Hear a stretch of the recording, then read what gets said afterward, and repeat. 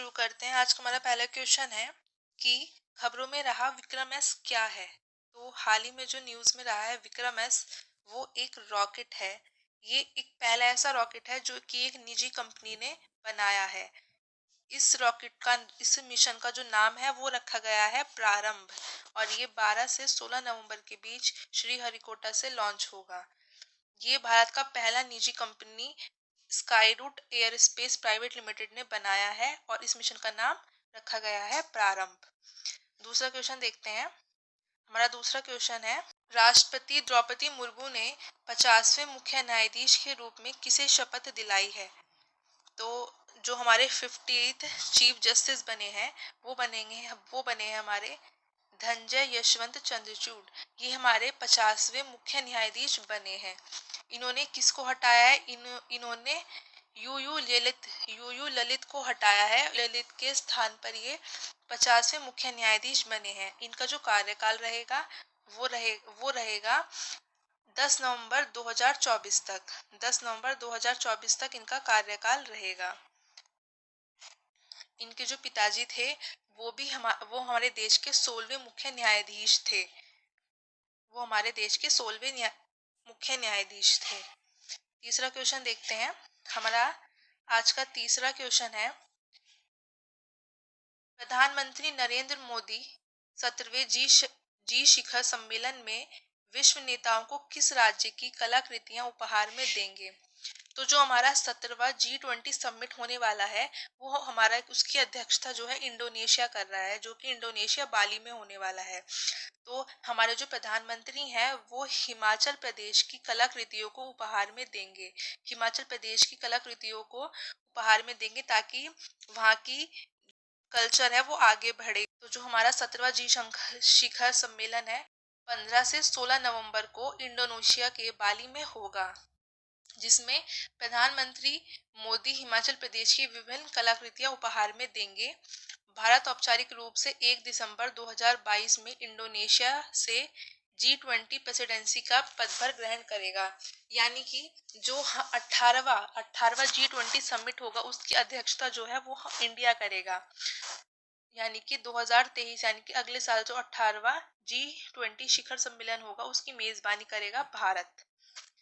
इसके थोड़े से इंपॉर्टेंट फैक्ट्स और देख लेते हैं कि जो प्रधानमंत्री जो हमारे हिमाचल प्रदेश की कला और संस्कृति को बढ़ावा देने के लिए जो कलाकृतियां उपहार में देंगे वो कौन कौन सी होंगी।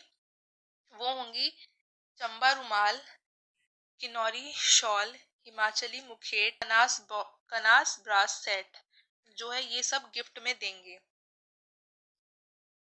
भारत के G20 प्रेसिडेंसी का विषय जो है इस बार वो है वसुधैव कुटुंबकम, या एक पृथ्वी एक परिवार एक भविष्य है। ये जो है उसका टाइटल है G20 प्रेसिडेंसी का। नेक्स्ट क्वेश्चन देखते हैं।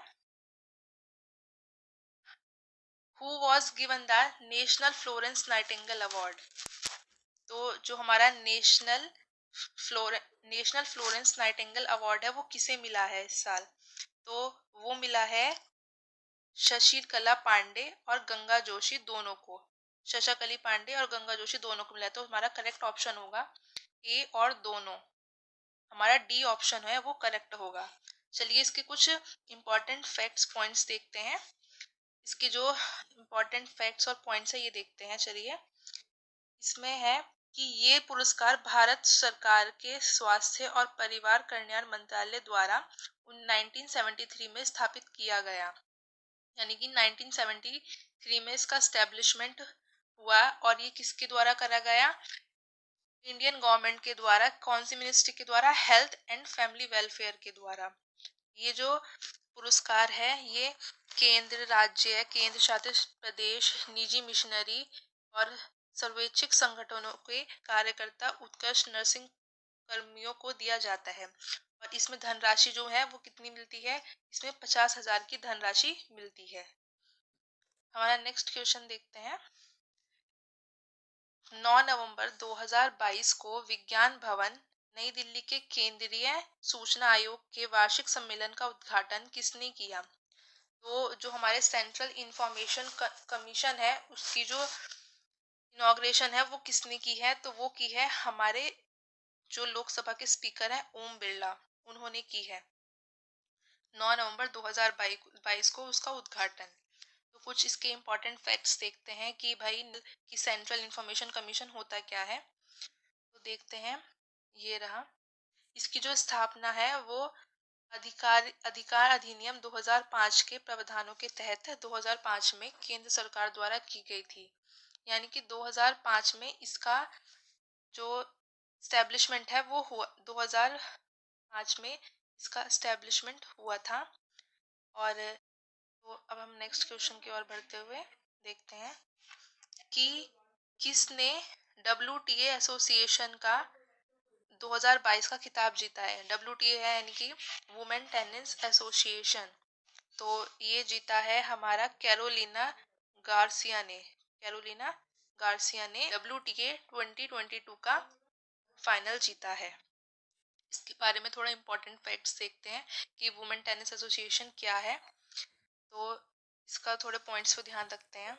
चलिए, इसका जो क्या बोलते हैं आयोजन कहाँ पर हुआ था, ये हुआ था संयुक्त राज्य अमेरिका, USA में हुआ था इसका। और किसने जीता है, ये जीता है कैरोलिना गार्सिया ने जीता है 2022 को। किसको हराकर, आर्या सबलेंका को हराकर जीता है। और इम्पोर्टेंट फैक्ट्स देखते हैं WTA के बारे में, और इम्पोर्टेंट पॉइंट्स देखते हैं। चलिए, तो इसका जो स्थापना है वो 1973 में हुई थी। महिला टेनिस खिलाड़ी बिली जिन किंग ने की थी। ठीक है। तो और इसका जो मुख्यालय है वो कहाँ पर है, वो सेंट पीटर्सबर्ग फ्लोरिडा में है। और वर्ष का समापन ये कब खत्म होता है इसका, तो WTA फाइनल के साथ इसका वर्ष का समापन होता है। हमारा नेक्स्ट क्वेश्चन देखते हैं, where will be the 53 international film festival of India be held. यानी कि हमारा 53 इंटरनेशनल फिल्म फेस्टिवल है वो कहाँ पर होगा। तो जो हमारा 53rd इंटरनेशनल फिल्म फेस्टिवल है वो होने वाला है गोवा में। इसके थोड़े इंपॉर्टेंट पॉइंट्स देखते हैं।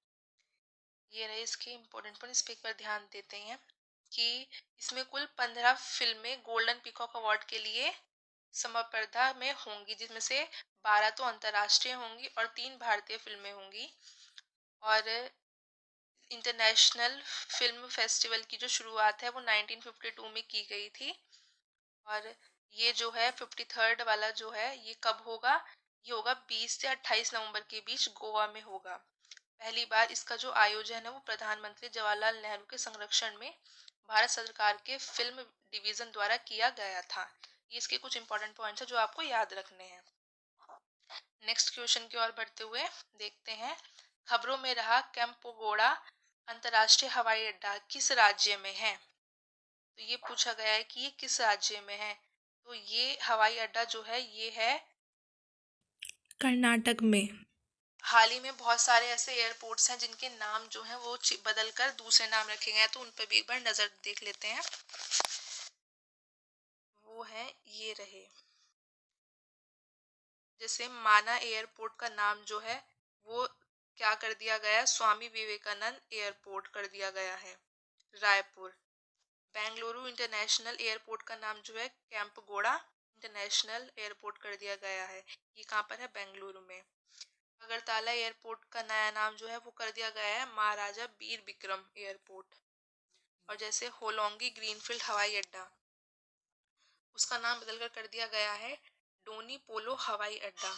तो ये ऐसे जो 4-5 एयरपोर्ट्स के नाम है जो बदले गए हैं, उसको आपको ध्यान में रखना है। नेक्स्ट क्वेश्चन देखते हैं कि where did the 15th Asian air gun championship begin. तो ये जो है ये कहाँ पर हुई है, तो ये हुई है दक्षिण कोरिया में स्टार्ट। दक्षिण कोरिया में अब ये स्टार्ट हुई है। कौन सी, 15वीं एशियन एयर गन चैंपियनशिप। आज का हमारा 10th क्वेश्चन है कि हाल ही में उत्तर प्रदेश सरकार ने किस वर्ष तक मथुरा वृंदावन को शुद्ध शून्य कार्बन उत्सर्जन पर्यटन स्थल बनाने की घोषणा की है।